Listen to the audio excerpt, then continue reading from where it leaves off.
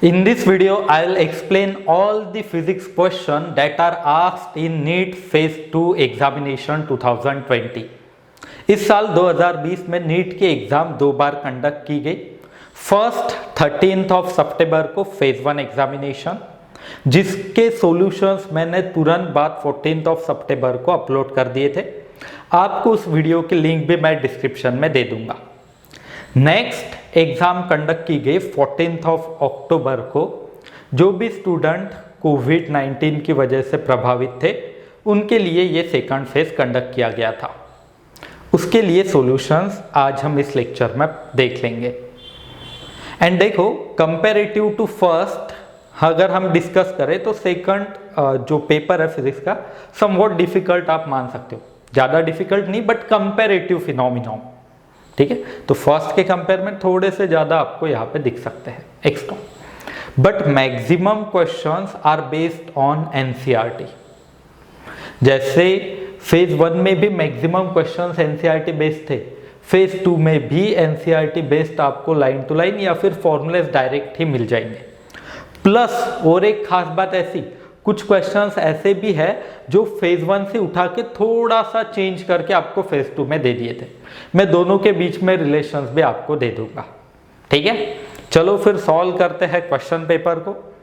First question ऐसा कुछ है, दिया है EM wave with shortest wavelength. आसान क्वेश्चन है ये। ईएम वेव आपको दी गई है एंड पूछा गया है शॉर्टेस्ट वेवलेंथ किसकी होगी। शॉर्टेस्ट वेवलेंथ किसकी होती है? गामा रेज की, ठीक है। शॉर्टेस्ट वेवलेंथ गामा रेज की होती है। इनकी जो वेवलेंथ होती है 10⁻⁻10 मीटर टू 10⁻⁻14 मीटर इतनी वेरी होती है, ठीक है। एंड जिन स्टूडेंट को फास्ट फॉरवर्ड करना है, मैंने पूरे क्वेश्चन पेपर को सॉल्व करके आंसर्स टिक भी करके रखे हैं, जिससे कि अगर किसी स्टूडेंट को इजी क्वेश्चन लगता है, सॉल्यूशन पता है, तो वो फास्ट फॉरवर्ड करके आगे बढ़ सकता है, ठीक है। तो फर्स्ट का answer C, third gamma rays. मैंने इसके लिए आपको शॉर्टकट भी एक समझाया था, जो स्टूडेंट हमारे क्लास में थे। गाड़ी एक्सयूवी इन माय रेंज, ऐसे हमने वो सारा एक पूरा जो ईएम वेव का स्पेक्ट्रम था वो लर्न कर लिया था। तो उसमें सबसे कम गामा रेज, ठीक है। चलो फिर नेक्स्ट क्वेश्चन ये है, angular speed of wheel of vehicle is increased from 360 rpm to 1200 rpm in 14 seconds. Angular acceleration is, so what is angular acceleration? Alpha equals to rate of change of angular velocity d omega by dt और omega 2, ठीक है, omega 2 minus omega 1 upon t, ऐसा भी हम लिख सकते हैं। अब देखो, ध्यान देना, omega 2, ओमेगा डायरेक्टली नहीं गिवन है, हमें तो फ्रीक्वेंसी दी है n1 n2। So omega can be written as 2 pi n, so I can write this formula as 2 pi n2 minus 2 pi n1 upon t, ठीक है। एंड ये जो n फ्रीक्वेंसी है ये आरपीएम में दी है। आरपीएम का आरपीएस में कन्वर्ट करना होता है। आरपीएम का आरपीएस में कैसे कन्वर्ट करते हैं? 1/60 आरपीएस, 1/60 कर देना, आरपीएम का आरपीएस में कन्वर्ट हो जाता है, ठीक है। चलो फिर मैं इसमें वैल्यूज रख देता हूँ, सॉल्व करके दे देता हूँ आपको। 2 पाई कॉमन निकलेगा, n2 की वैल्यू 1200 माइनस n1 की वैल्यू 360, ठीक है, अपॉन टाइम 14 सेकंड। ये मैं इंटू 60 कर रहा हूँ, ये क्यों किया 60 पता है ना, आरपीएम को आरपीएस में कन्वर्ट कर लिया। देखो फिर ये कितना आ जाएगा, 7 था, ये आ जाएगा कुछ ऐसे, पाई इंटू 0.4, ठीक है, 840 ऐसे कुछ आ रहा है, ठीक है।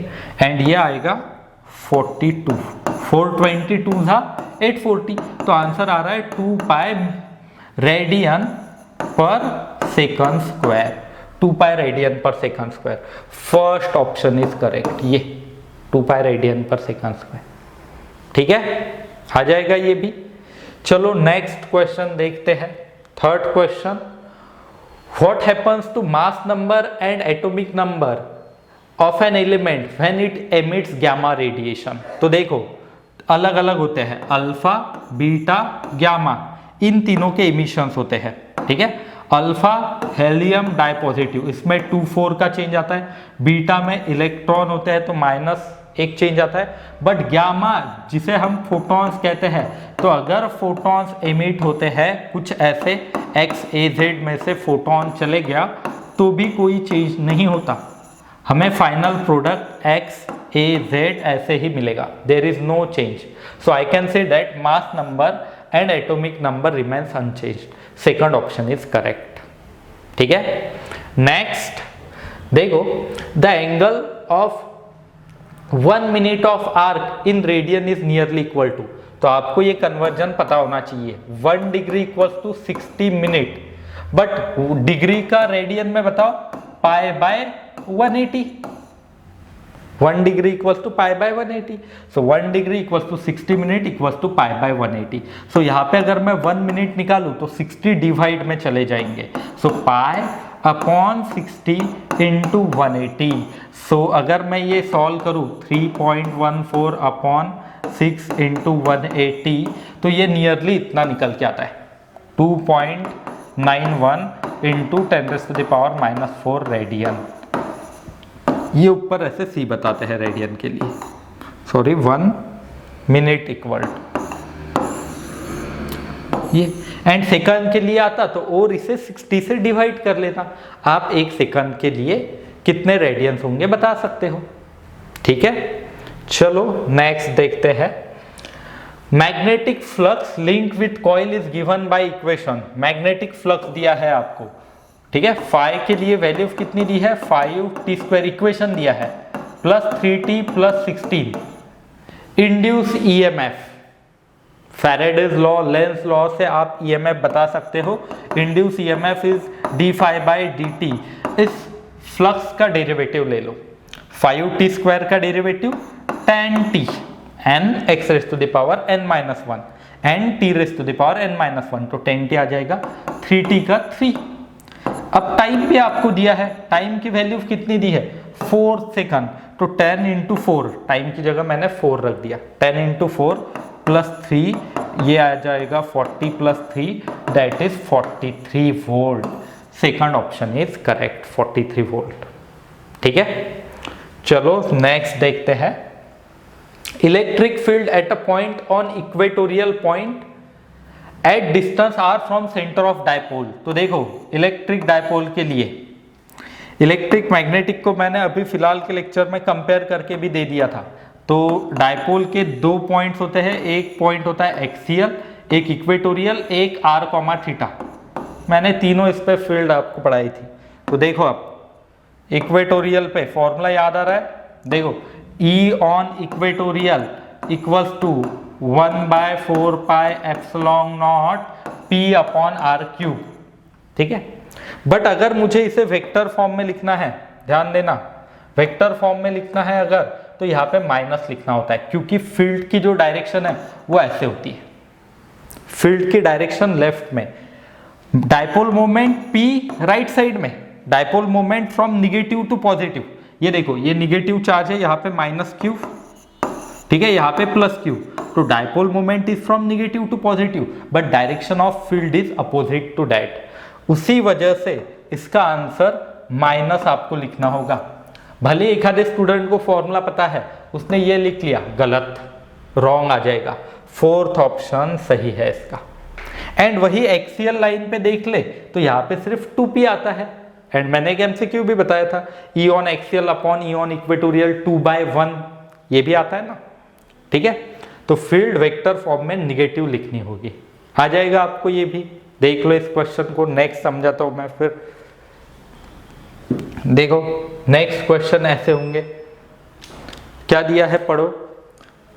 अ plano convex lens of unknown material and unknown focal length is given with the help of spherometer we can measure the, हम क्या मेजर कर सकते हैं, simple, radius of curvature of curve surface. Basic theory question है, curve surface की हम radius of curvature इस instrument के सहारे मेजर कर सकते हैं। ठीक है, आ जाएगा इतना। चलो नेक्स्ट देखते हैं। A light bulb and an inductor coil are connected to AC through a key as shown in figure. Key is closed after some time and iron rod is inserted in the interior of inductor. Glow of light bulb. देखो एक inductor ऐसे दिया है हमें and इसके साथ एक bulb लगा दिया यहाँ पे, ये ऐसा बल्ब है एक, ठीक है। अब इस इंडक्टर के अंदर थोड़ी देर बाद एक रॉड घुसा दिया ऐसे कुछ, तो हमें पूछा इस लाइट का ग्लो कैसे होगा, ये डिक्रीज होगा, इंक्रीज होगा, क्या होगा, रिमेन्स अनचेंज्ड। सिंपल है, अगर मैं रॉड को इंसर्ट करता हूं तो इंडक्टेंस जो है इंडक्टर का बढ़ेगा, इंडक्टेंस बढ़ेगा तो जो Z होता है इम्पीडेंस जिसे कहते हैं √R² + XL - XC whole square, तो ये भी बढ़ेगा, इंडक्टेंस बढ़ेगा, इम्पीडेंस भी बढ़ेगा।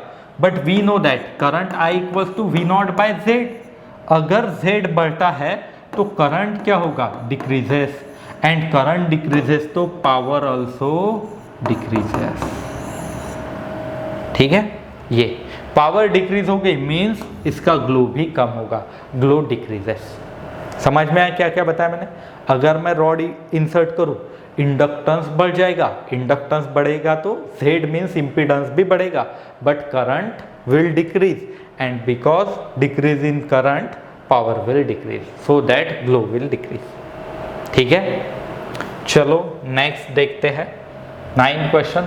Efficiency of Carnot engine depends on, Carnot engine के लिए इफिशियंसी 1 - T2/T1 × 100, ये फॉर्मूला था। कार्नोट साइकिल थी ना, 2 एडियाबैटिक 2 आइसोथर्मल, ऐसे कार्नोट साइकिल बनती थी, उसके इफिशियंसी के लिए ये फॉर्मूला था।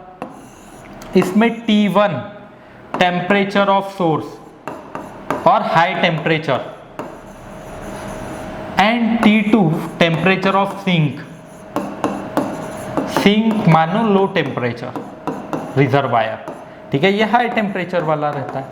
मींस इफिशियंसी किस किस के ऊपर डिपेंड करती है, परसेंटेज इफिशियंसी T2 के ऊपर, T1 के ऊपर, temperature of source and sink, second option is correct, ठीक है।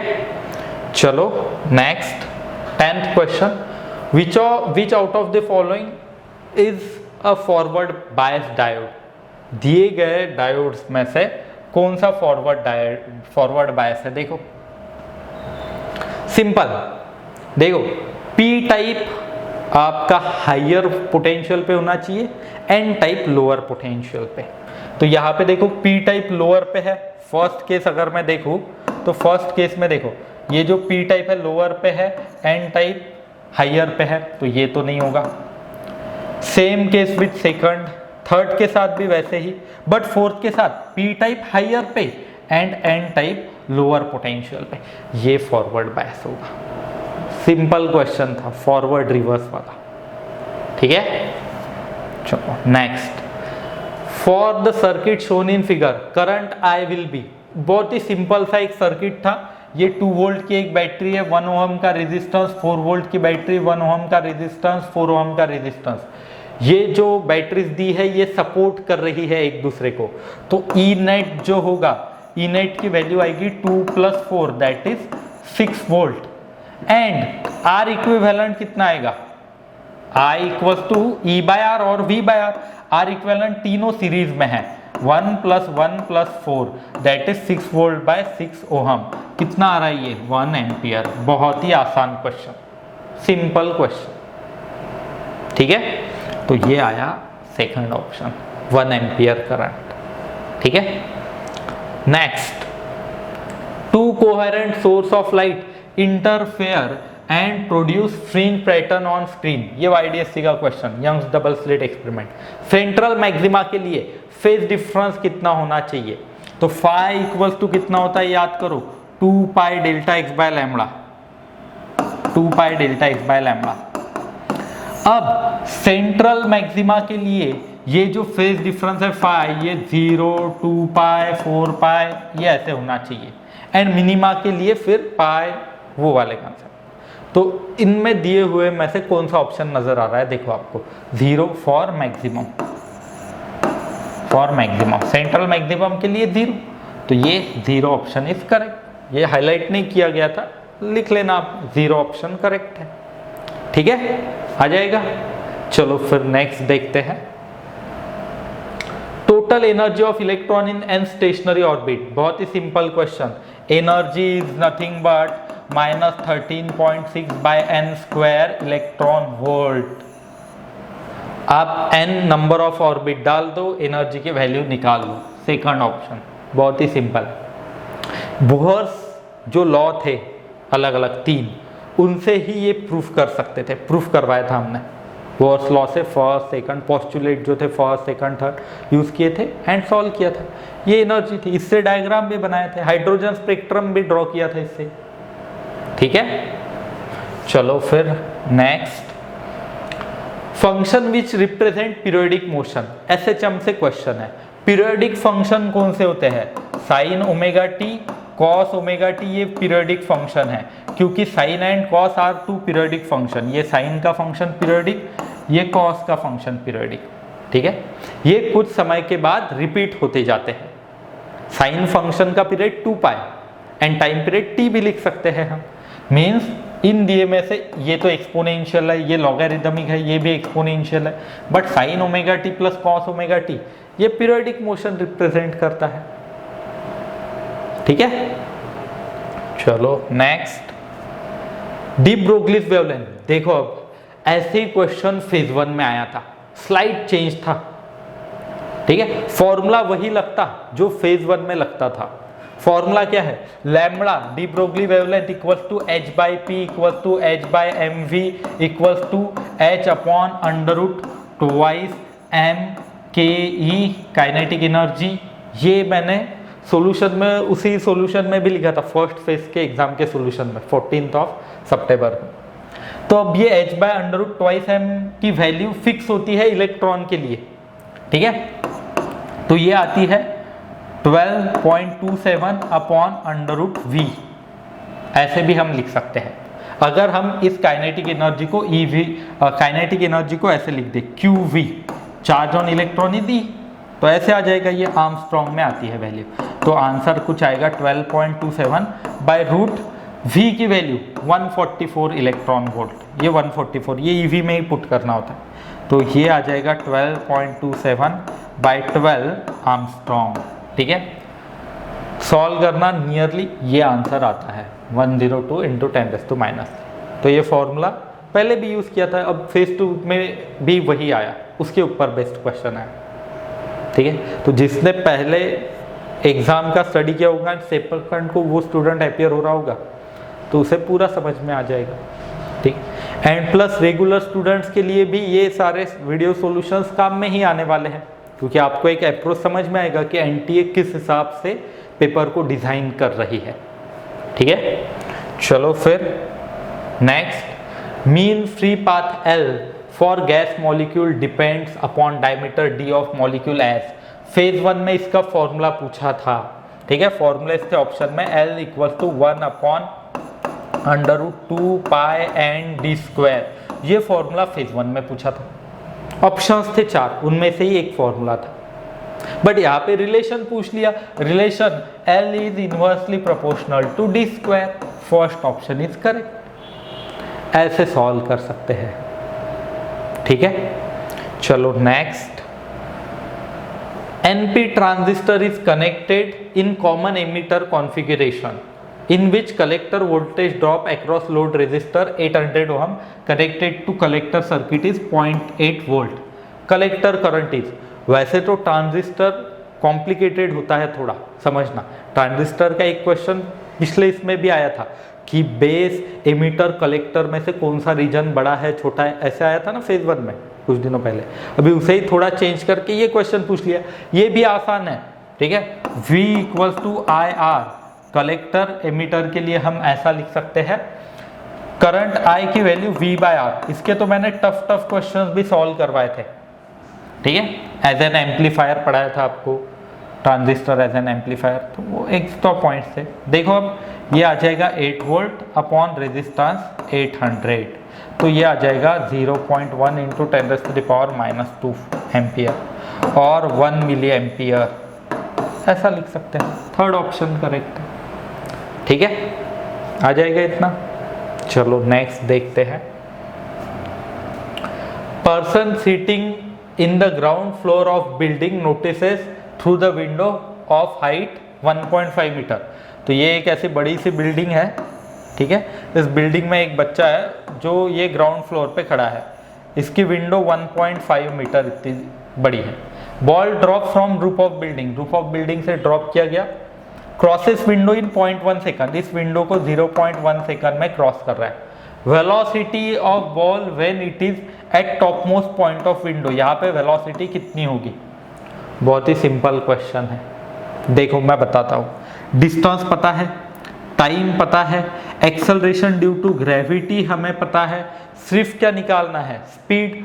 तो एक्सेलरेशन, डिस्टेंस, टाइम, स्पीड, इनके बीच में रिलेशन क्या होता है? देखो kinematical equation S is equals to ut plus half at square. S की वैल्यू 1.5, U की वैल्यू निकालनी है, टाइम की value 0.1 second plus half A की वैल्यू 10, टाइम की वैल्यू 0.1 सेकंड, इसका होल स्क्वायर। पूरे इक्वेशन को मैं 10 से मल्टीप्लाई करता हूँ। 15 इक्वल्स टू 1u, 10 से मल्टीप्लाई करने की वजह से, अपॉन 100/2 इंटू 0.01, तो ये u आ जाएगा 15 माइनस 1/2 और 15 माइनस 0.5 14.5। ये ऑप्शन दिख रहा है मुझे, second option is correct, 14.5 metre पर सेकंड, ठीक है। Next, magnetic field in the plane of electromagnetic wave is given by equation this, 2 into 10⁻⁻⁷, ठीक है, sine pi into 10⁻3x, 3 pi into 10⁻11t। तो हमारे पास बी वाई के लिए फॉर्मूला होता है B naught sine kx plus omega T, ये formula है ना, b equals to B naught sine kx plus omega T.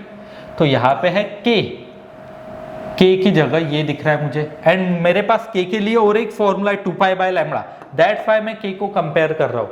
तो comparing this to equation I can say that k equals to कितना आ रहा है यहाँ से, pi into 10⁻3, but I know k is nothing but 2π/λ। तो lambda cancel, pi cancel, lambda equals to 2/10⁻3 और 2 into 10⁻³ metres. ये आ गई wavelength, second option 2 into 10⁻³ metre, ठीक है। Next, length of string of musical instrument is 90 centimetre, length दी है 90 centimetre, has fundamental frequency 120 hertz, where should it be pressed to produce fundamental frequency of 180 hertz. Frequency के लिए formula बताओ, 1/2L √T/μ, ये होता है ना म्यूजिकल इंस्ट्रूमेंट्स की फ्रीक्वेंसी के लिए। तो n is inversely proportional to L, simple है, देखो अब L2/L1 equals to N1/N2, N1 की वैल्यू 120, N2 की value 180, L2 equals two into L1 आ जाएगा। सो 120 अपॉन 180 इंटू पहले वाली लेंथ है 90, सो 90 2 जा 2 6 जा, लेंथ की वैल्यू आ रही है 60 सेंटीमीटर, ये 60 सेंटीमीटर। कौन सा ऑप्शन है? Second option, 60 centimetre correct value, ठीक है। चलो next question, acceleration of electron due to mutual attraction between electron and photon when they are 1.6 Armstrong apart is। Acceleration पूछा इलेक्ट्रॉन का, तो मैं एक यहाँ पे इलेक्ट्रॉन ड्रॉ कर लेता हूँ, एक प्रोटॉन ड्रॉ कर लेता हूँ, इनके बीच में फोर्स होगा, अट्रैक्टिव फोर्स इलेक्ट्रोस्टैटिक, उसकी वजह से इलेक्ट्रॉन का एक्सेलरेशन निकालना है। We know that acceleration equals to force upon mass, acceleration electron का निकालना है, मास भी इलेक्ट्रॉन का लिखना होगा। फोर्स कितना होता है? इलेक्ट्रोस्टैटिक फोर्स के लिए फॉर्मूला कूलम्ब्स लॉ से F equals to 1/4πε0 Q1 Q2/r², ठीक है। चार्ज दोनों के ऊपर सेम है, तो यही फॉर्मूला मैं वहां पे भी लिख सकता हूँ, 1/4πε0 Q1 Q2 की जगह e square into e upon r²। तो देखो अब 1/4πε0 e square by r² upon m e। Solve करो। अब वैल्यूज बता देता हूँ मैं, कैलकुलेशंस करने हैं थोड़े आपको। 9 इंटू 10⁻⁹ ई की वैल्यू 1.6 इंटू 10⁻⁻19 कूलम, इसका whole square. Mass 9 into 10⁻31। R का स्क्वायर कितना दिया है, ये मास तो इन्होंने भी लिख के दिए, कोई प्रॉब्लम ही नहीं। 9 इंटू 10⁻31 एंड डिस्टेंस था 1.6 आर्मस्ट्रॉन्ग। आर्मस्ट्रॉन्ग है तो 10⁻10 का स्क्वायर दैट इज 10⁻⁻20 आ जाएगा। सॉल्व करो इसे, नियरली आंसर देखो। अब 1.6 के स्क्वायर है तो वो कैंसिल हो जाएंगे। 10 की पावर एडजस्ट करो, 10⁻22 आंसर आता। इजी क्वेश्चन था, ठीक है। तो इलेक्ट्रोस्टैटिक्स के ऊपर बेस्ड क्वेश्चन था ये। चलो नेक्स्ट क्वेश्चन देखते हैं। थ्योरी क्वेश्चन मॉडर्न फिजिक्स से। वेव नेचर इलेक्ट्रॉन्स का किन्होंने प्रूफ करवाए थे? डेविडसन जर्मर एक्सपेरिमेंट है, ठीक है। डेविडसन जर्मर एक्सपेरिमेंट इन दोनों ने मिलकर ये प्रूफ करवाया था कि इलेक्ट्रॉन के अंदर वेव नेचर भी होता है, ठीक है। इनका एक छोटा सा एक्सपेरिमेंट भी है आपको किताब में। चलो next. 2 solid conductors are made up of same material, have same length and same resistance. One of them has circular cross section area and other has square area A2. Ratio of A1 by A2. अब resistances same है बोलते हैं तो resistance के लिए formula लिख लेता हूं मैं, R equals to rho L by A. So R1 and R2 जो है, ठीक है, ये है R1। R2 के लिए भी फॉर्मूला कितना होगा, रो एल बाय ए। बट इन्होंने क्या बोला है, एरिया ऑफ पहले का एरिया जो है वो मैं A1 लिख लेता हूँ, दूसरे का एरिया A2। अब देखो रेजिस्टेंस सेम है तो ये भी कैंसिल हो जाएगा, रेशियो लेता हूँ तो। मटेरियल सेम है तो ये रो चेंज नहीं होगा, रेजिस्टिविटी भी सेम होगी। सेम लेंथ है तो L भी कैंसिल हो जाएगा, तो A1 A2 ही तो बचा है, मीन्स इक्वल्स टू 1/1 आ गया। So I can say that A1 equals to A2 और A1/A2 इक्वल्स टू 1। A1/A2 की वैल्यू कितनी आई है, A1/A2 यही निकालना था तो ये 1 आई है वैल्यू ये। तो इसमें सर्कल स्क्वायर ऐसे कुछ ज़्यादा दिमाग मत लगाना, सिंपल आप ऐसे रेशियो लेके R के फॉर्मूला से इजीली सॉल्व कर सकते हैं, ठीक है। फिर आ जाएगा 23rd। चलो फिर नेक्स्ट क्वेश्चन स्टार्ट करते हैं। 24th क्वेश्चन में दिया है for the circuit given below Kirchhoff's loop rule for the loop BCDEB। इस लूप के लिए किरचॉफ्स लॉ लगाओ। किरचॉफ्स वोल्टेज लॉ और लूप लॉ, तो ये लॉ क्या कहता है, summation of all the voltages across a close loop is equal to 0। तो देखो B से लेके C तक मैं राइट की तरफ ट्रैवल करता हूँ, ठीक है, करंट भी राइट की तरफ है तो मुझे लिखना होगा वोल्टेज -I2R2, ठीक है। फिर पॉजिटिव से निगेटिव पोटेंशियल की तरफ, हाई से लो की तरफ तो -E2, फिर लो से हाई पोटेंशियल की तरफ +E3। फिर बाद में हम ऊपर की तरफ जा रहे हैं, करंट नीचे आ रहा है तो यहाँ पे आना चाहिए +I3R1 इक्वल्स टू 0। ये आ गया समेशन। एंड इस किरचॉफ वोल्टेज लॉ के ऊपर ये साइन कन्वेंशंस कैसे यूज करते हैं, कैसे होता है, वीडियो भी मैंने एक बना के रखा है, आपको चैनल के ऊपर मिल भी सकता है, ठीक है। देखो नेक्स्ट माइनस से मल्टीप्लाई करो, I2R2 +E2 -E3 -I3R1 equals to 0। ये ऑप्शन आना चाहिए, कौन सा है, सेकंड। यहाँ पे एक माइनस होना चाहिए, आपने करेक्शन कर लेना हमारी फिगर में, शायद कुछ टाइप करते वक्त एक गलती हो गई, यहाँ पे -I3R1 चाहिए। आपको पेपर में भी माइनस से मिलता है, मिलेगा माइनस से, ठीक है। चलो फिर next 25th question. Stars ABC दिए हैं जिनके surface temperature TA, TB, TC है, ठीक है। A appears bluish, B appears reddish, C appears yellowish। अभी हमें टेम्परेचर के बारे में बताना है, ठीक है। तो मैंने यहाँ पे पहले ही A ब्लू ड्रॉ करके दिया है, B रेडिश, C येलोइश। अब टेम्परेचर एंड वेवलेंथ इनके बीच में रिलेशन हमें देता है वेन्स लॉ। ये कहाँ पे मिलता है हमें? हीट ट्रांसफर के अंदर, हीट ट्रांसफर बाय रेडिएशन के अंदर, थर्मोडायनेमिक्स में। तो लॉ क्या कहता है? जितना ज़्यादा लैम्बडा होगा उतना कम टेम्परेचर, और जितना ज़्यादा टेम्परेचर उतना कम lambda. Lambda is inversely proportional to T. अब हमें पता है कि लैम्बडा फॉर, देखो लिखता हूँ मैं, lambda for red is greater then lambda for yellow is greater then lambda for blue. अब टेम्परेचर इनके रिवर्स लिखने होंगे मुझे। मैं टेम्परेचर के बारे में कैसे लिखूंगा? Temperature for red is less than temperature for yellow is less than temperature for blue. अब रेड कौन सा है बताओ? बी, तो मुझे यहाँ पे टी बी लिखना होगा, इज लेस देन। येलो कौन सा है बताओ? सी, तो टी सी लिखना होगा, लेस देन। ब्लू वाला कौन सा है बताओ? ए, तो लेस देन टी ए लिखना होगा।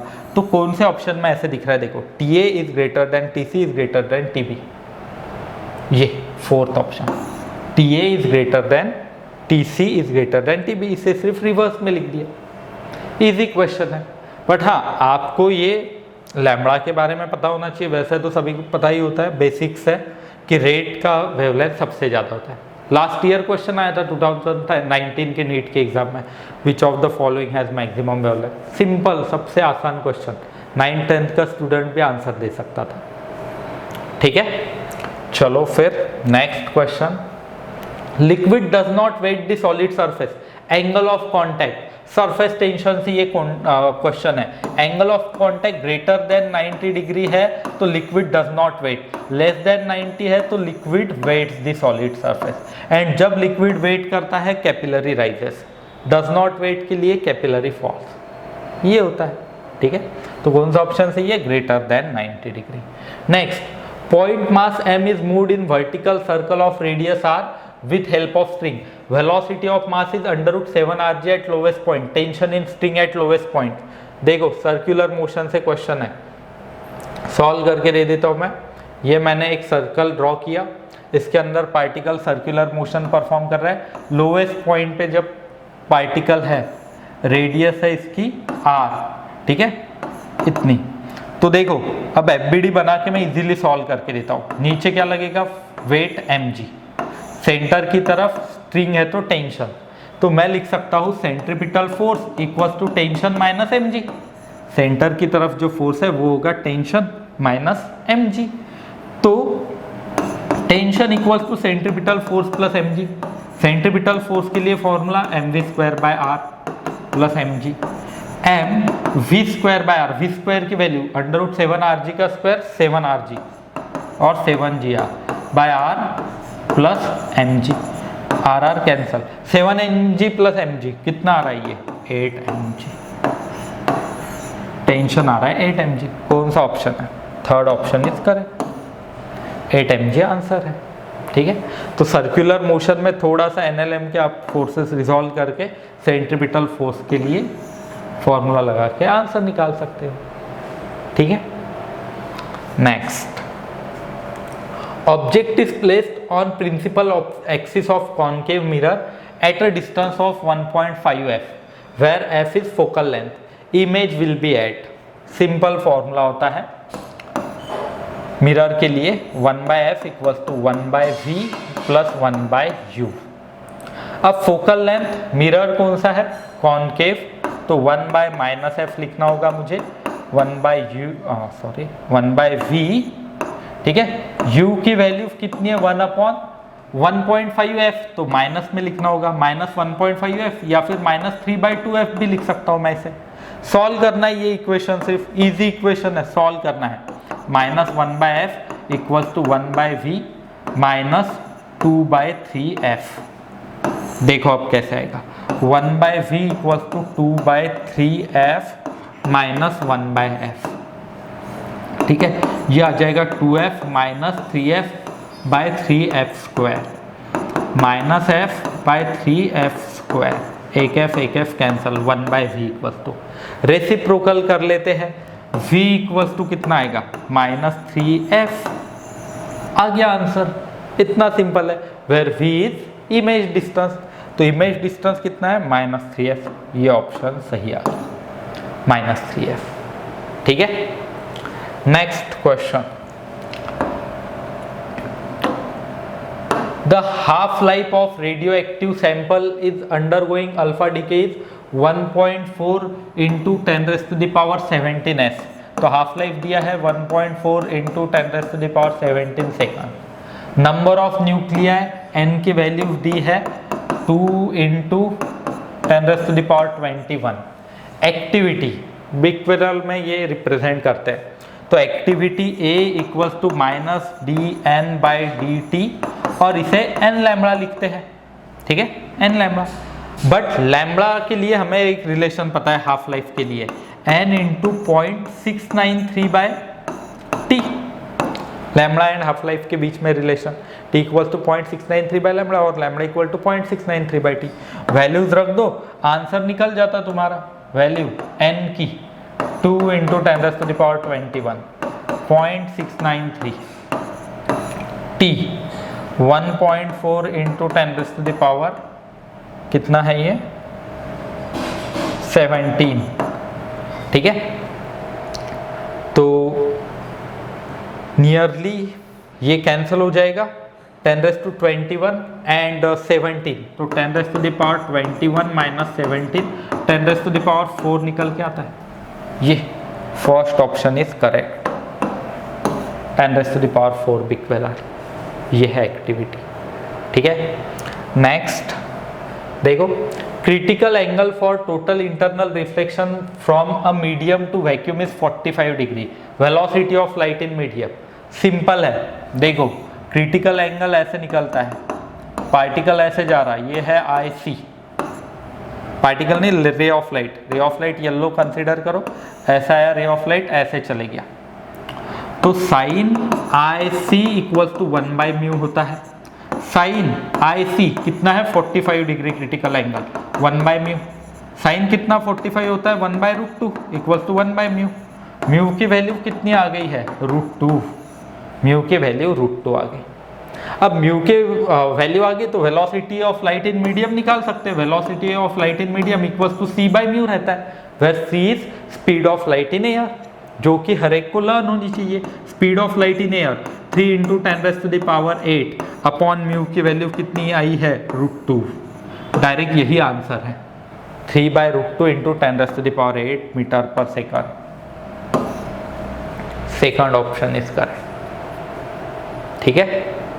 Next 31st, wheel with 20 metallic spokes each 1 meter long is rotated with speed of 120 rpm in plane perpendicular to magnetic field of 0.4 Gauss.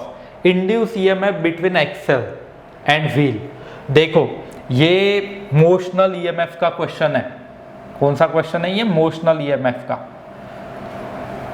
ये व्हील ड्रॉ किया मैंने, ये है स्पोक्स, बहुत सारे ऐसे टाइप का एक करवाया भी था आपने, बहुत सारे 20 स्पोक्स है।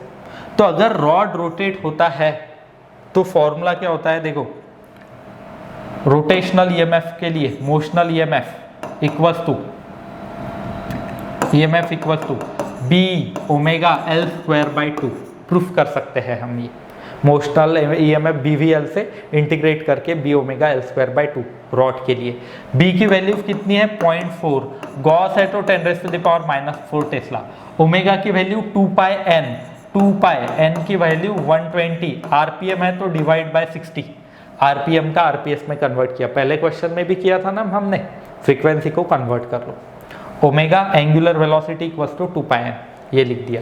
L लेंथ कितनी है देखो 1 मीटर लॉन्ग, तो 1 का स्क्वायर, ये 62 आ जाता है, 2 2 4, 4 4 बा 60, एक और 2 बाकी था, ठीक है, ये कैंसिल हो जाएगा। 4 into 2 0.8 into 3.14 into 10 raised to the power -4, तो ये नियरली ऐसे आ जाएगा। मैं ऑप्शन देख के 2.5 आ सकता है, ये ऐसे बता सकता हूँ, into 10 raised to the power -4, ये आ गया। कौन सा ऑप्शन है? ए। बट हाँ, कुछ स्टूडेंट एक गलती यहाँ पे कर सकते हैं, मैंने गलती करते हुए देखा है स्टूडेंट्स को। क्या कर सकते हैं स्टूडेंट? इंटू 20 करेंगे, 20 स्पोक दिख रहे तो ऐसे नहीं करना, बिकॉज EMF जो जनरेट होगा, देखो EMF किन के बीच में जनरेट होगा, ये पॉइंट एंड ये पॉइंट, n पॉइंट्स के बीच में EMF जनरेट हो रहा है, तो सभी स्पोक के बीच में उतना ही EMF जनरेट होगा। तो EMF का जो डिफरेंस है ठीक है, बिटवीन ये एक्सल एंड ड्रीम ये फिक्स ही रहने वाला है, तो ये 20 नहीं करना है आपको मल्टीप्लाइड बाय 20। एक आधे स्टूडेंट ने वो किया तो एक गलत आंसर आ सकता है, तो यहीं पे आके रुक जाना आपने। ठीक है, कर लोगे इतना, तो ये 31st का आया है आंसर। ठीक है, चलो फिर नेक्स्ट क्वेश्चन देखते हैं 32 number. Ideal gas equation can be written as P equals to कितना लिख सकते हैं हम, rho R T by M naught. अब देखो ये क्वेश्चन फेज 1 में आया था, डायरेक्ट ये फॉर्मूला ही पूछा था इस साल ही फेज 1 में कि बताओ विच of the following gives pressure, ये आंसर था उसका। अभी उन्होंने क्या किया, पिछले वाला जो आंसर था वो यहाँ पे क्वेश्चन में दे दिया। अब इसमें रो एंड एम नॉट क्या होते हैं पूछा है। रो तो सिंपल है, rho represent density and M जो है इट इज मॉलिक्यूलर मास, तो mass density and molar mass. Third option correct निकल के आएगा। ठीक है, चलो नेक्स्ट देखो, variation of electrostatic potential with radial distance R from centre of positively charge metallic thin shell of radius R is given by graph. तो देखो shell अगर है तो पोटेंशियल कैसे वेरी होता है, इसके इनसाइड ध्यान देना, पोटेंशियल इनसाइड कांस्टेंट होता है minus K Q by R, inside constant capital R. तो इनसाइड पोटेंशियल हमें कांस्टेंट ड्रॉ करना होगा। आउटसाइड कितना होता है, K Q by small R, means outside inversely proportional to R. तो ऐसा ग्राफ नजर आना चाहिए, पहले कांस्टेंट बाद में इनवर्सली प्रोपोर्शनल। सेकंड ऑप्शन में ऐसे दिया है, देखो यह है पहले कांस्टेंट फिर इनवर्सली प्रोपोर्शनल टू आर। ठीक है, next, which of the following gate is called as universal gate. Informative question है ये। NAND gate, NAND and NOR ये यूनिवर्सल गेट्स होते हैं, क्योंकि इनसे मैं नॉट गेट, नॉर गेट भी बना सकता हूँ, और गेट भी बना सकता हूँ, एंड भी बना सकता हूँ, नॉट भी बना सकता हूँ। सारे गेट्स इन दोनों के यूज से बना सकते हैं, तो that's why this gates are called as universal gate. तो नैंड आंसर आ गया। Next, PV diagram for ideal gas in piston assembly undergoing thermodynamic process is shown. कौन सी प्रोसेस है बताओ। देखो ये है प्रेशर, ये है वॉल्यूम, ये है प्रेशर, ये है वॉल्यूम। प्रेशर कांस्टेंट है, प्रेशर चेंज नहीं हो रहा, प्रेशर कांस्टेंट वाली process isobaric. So isobaric is correct answer. Phase 1 में आपको प्रोसेस दी गई थी, पूछा था कि कौन सी प्रोसेस है बताओ, एडियाबैटिक आंसर आया था। पिस्टन के अंदर ही एक प्रोसेस दी थी, 2 सिलेंडर्स को एक पाइप से ज्वाइन किया था, मस्त था, मीन्स रिलेटेड क्वेश्चन बहुत सारे आए हैं। Next, power of biconvex lens is 10 diopter and radius of curvature of each surface is 10 centimeter.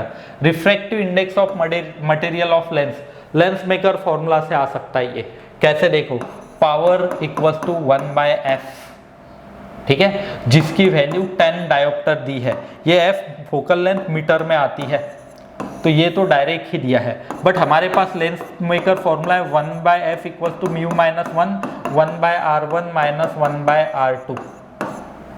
ठीक है, अब देखो ये डायरेक्ट मैं 10 लिख लेता हूँ, म्यू माइनस 1, 1/r1 की वैल्यू 10 सेंटीमीटर है तो 0.1 मीटर। ये अब बाइकॉन्वेक्स होने की वजह से ये भी प्लस आ जाएगा 1/0.1। ठीक है, ये कितना आएगा 10 इक्वल्स टू म्यू माइनस 1, 2/0.1 और 20। So mu minus 1 equals to 10/20 और 1/2। Mu minus 1 equals to mu equals to 1 plus 1/2 that is 3/2। ये आया correct answer, fourth option correct, 3/2 हमारा सही जवाब आया है। ऐसे करना था क्वेश्चन सॉल्व, तो इसमें थोड़ा सा एक लेंदी फॉर्मूला यूज होता है। ठीक है, नेक्स्ट देखते हैं, an intrinsic semiconductor is converted into N type. अब एन टाइप एक्सट्रिंसिक सेमीकंडक्टर में कैसे कन्वर्ट करना है, तो एन टाइप में कन्वर्ट करने के लिए हमें पेंटावैलेंट इंप्यूरिटी की जरूरत है। कौन सी इंप्यूरिटी चाहिए हमें, पेंटावैलेंट इंप्यूरिटी। ठीक है, पेंटावैलेंट देखो इनमें से कौन सी है, phosphorus, first option is correct. P valent के लिए, पी टाइप के लिए ट्राइवैलेंट, एन टाइप के लिए pentavalent. And extrinsic means impure, intrinsic means pure semiconductor. ठीक है, चलो next, barometer is constructed using liquid of density 760 kg per meter cube. What would be the height of liquid column when mercury barometer reads 76 centimeter? देखो अब कैसे करोगे आप इसे, pressure in first equal to pressure in second. ठीक है, ऐसे लिख सकता हूं मैं। प्रेशर के लिए फॉर्मूला क्या है, देखो rho ji h equal to rho ji h. For first ये 1 1 लिख लेता हूं, फॉर सेकंड ये 2 2 लिख लेता हूं। इसमें से भी जी जी कैंसिल होने वाला है। फर्स्ट की डेंसिटी 760, हाइट फर्स्ट की निकालनी है। सेकंड की density, density of mercury 13600 kg, height in second 76 centimetre है, 10⁻²। ठीक है, अब H1 के लिए वैल्यू कितनी आएगी, देखो 136 10⁻², 2 0 कैंसल इंटू 76 अपॉन 760, तो ये 10 आ जाएगा। हाइट की वैल्यू आ जाती है 13.6। तो pressure in barometer rho ji H होता है, उसके ही इस्तेमाल से इजीली ड्रॉ कर सकते हैं। ठीक है, 40 wire of length L metre carrying current I ampere is bent in the form of circle. ये ऐसे I करंट था, L लेंथ थी, मैंने इसे क्या कर दिया, ऐसे सर्कल में ढाल दिया।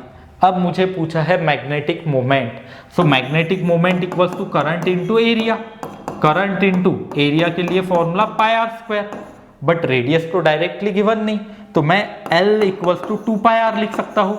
Circumference equals to this length, क्योंकि इस वायर को ऐसे बेंड किया है ना, तो R इक्वल्स टू L/2π। रख दो यहाँ पे R की value L/2π, I into pi into L/2π whole square, I into pi L²/4π², पाई cancel, I L²/4π ampere metre square, I L²/4π ampere metre square. Fourth option सही है। ठीक है, इजी क्वेश्चन था। चलो नेक्स्ट देखते हैं, parallel plate capacitor having cross sectional area A, separation D in between the plates. तो इसके लिए कैपेसिटेंस कितना आएगा, ε0 A/D। ठीक है, now an insulating slab of same area but thickness D/2 is inserted between the plates at shown, having dielectric constant 4, ratio of capacitance to its original capacitance. देखो अब new capacitance upon original पूछा है। Capacitance अगर कुछ भी नहीं बीच में, तो ये फॉर्मूला, अगर मैं बीच में कुछ डाल देता हूं स्लैब, तो इसके लिए फॉर्मूला आता है ε0 A D - T plus T/K, ऐसे। तो ε0 A D - T, तो D माइनस थिकनेस कितनी है इसकी, D/2, T/K थिकनेस कितनी है, D/2, K है 4। प्रूफ भी कर सकते हैं हम, ये प्रूफ करवाते हैं हम क्लास में। ठीक है, करवाया था ऐसे कुछ। तो ये आया था ε0 A D/2 प्लस D/8, तो ये आ जाएगा ε0 A 10D/16 और 16/10 ε0 A/D। 16/10 को ही मैं क्या लिख सकता हूँ, सॉरी 8/5, 8/5 आंसर आएगा, क्यों, बिकॉज ये C2 अपॉन C1 कर लेता हूं, तो ε0 A/D, ε0 A/D cancel, 8/5 second option सही से निकल के आएगा ये। ठीक है, चलो नेक्स्ट देखते हैं 41st। What is the depth at which value of acceleration due to gravity becomes 1/n times value at surface. तो G at depth D equals to 1 - D/R into G।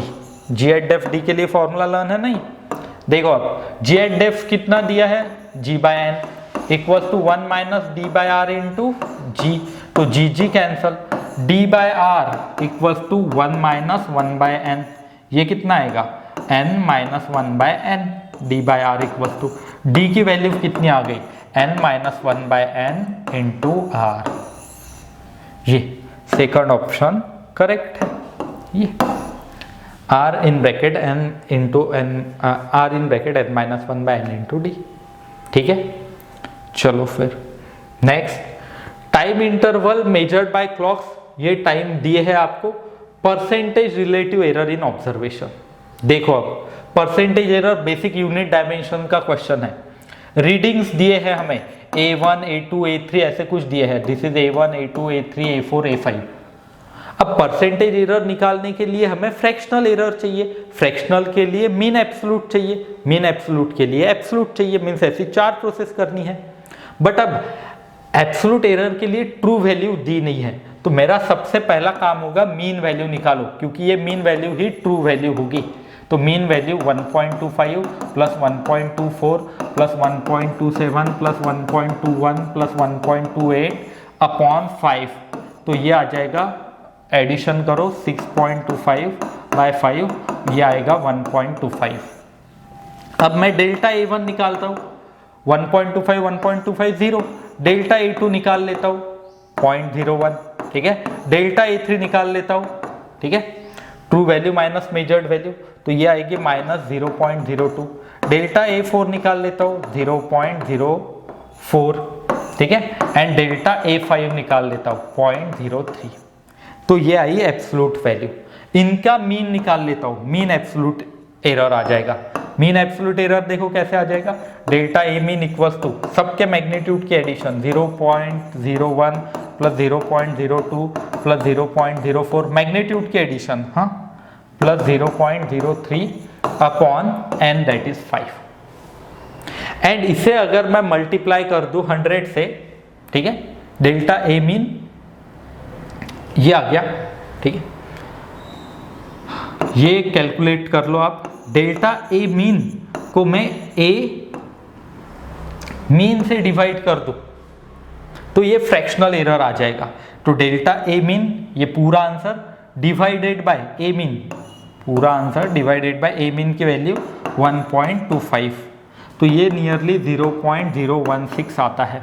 Calculations करना आपने सिंपल, इनटू अगर मैं 100 कर दूं, into अगर 100 कर दूं तो ये 16% आंसर आएगा, सॉरी 1.6% आंसर आएगा, ये फोर्थ ऑप्शन, ठीक है। तो ये थोड़ा लेंथी क्वेश्चन था, एरर्स का भी एक वीडियो है, देखो ये 3 identical spheres of mass m are placed, हमें सेंटर ऑफ मास निकालना है।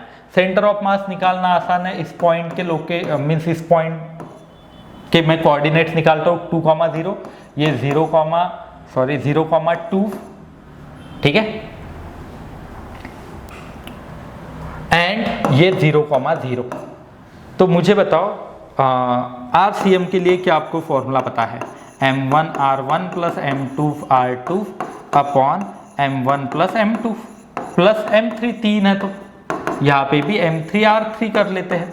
तो देखो अब कैसे हो जाएगा, m1r1 तो ट्वाइस है, प्लस m2r2 वापस ट्वाइस है, plus 0 upon m plus m thrice है, ये निकल के आ जाएगा, ठीक है। तो ये कुछ आंसर आ रहा है आपका, m1r1 प्लस m2r2, ये 2 + 2 4/3 है, ठीक है। सॉरी, यहाँ पे एक और 0 निकल के आएगा, m1r1 प्लस m2r2 है ना, तो m1r1 0, m2r2 x के लिए पहले मैं निकाल लेता हूँ, xcm, m1r1 2, m2r2 तो ये 0 आएगा क्योंकि मास तो है, ठीक है।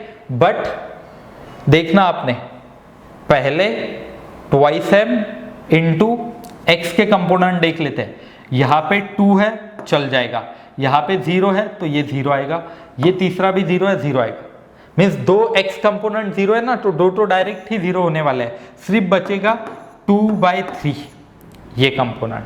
सिमिलरली y के वक्त भी, YCM निकालते वक्त भी देखना आपने, एक y ट्वाइस m प्लस दूसरा y 0, तीसरा y भी 0, तो 0 upon m1 plus m2 plus m3 thrice m।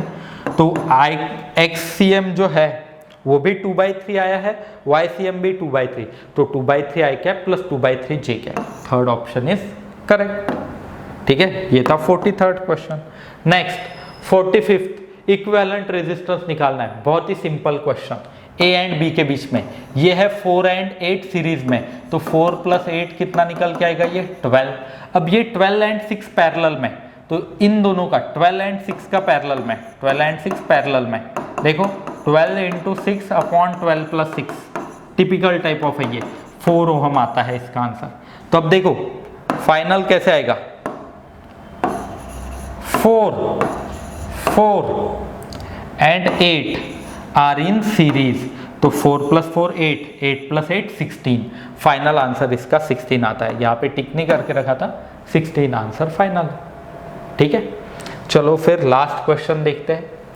Acceleration आपको पूछा है, एक्सेलरेशन इक्वल्स टू क्या होता है, net force upon mass total. ठीक है, टोटल मास। नेट फोर्स कितना आएगा, देखो ध्यान देना आप, इस डायग्राम में नीचे 2G, यहाँ पे फ्रिक्शन दिया है तो फ्रिक्शन पीछे लगेगा। ठीक है, अब देखो कैसे आएगा, net force A = net force 20 minus friction की value μn upon total mass 10 + 2, तो 20, ठीक है, माइनस म्यू की वैल्यू 0.05 इंटू नॉर्मल रिएक्शन 100, ठीक है, क्योंकि mg 10g के बराबर 100 बाई 12, तो ये आएगा 20 - 5/12 15/12 और 5/4 और 1.25 मीटर/सेकंड²। First option is correct. ऐसे सॉल्व करना था। ठीक है, तो मैंने 45 क्वेश्चंस आपको सारे के सारे सॉल्व करके दिए, जो कि काफ़ी हद तक इजी थे एज कम्पेयर टू 2018-17। 19 का पेपर भी इजी था।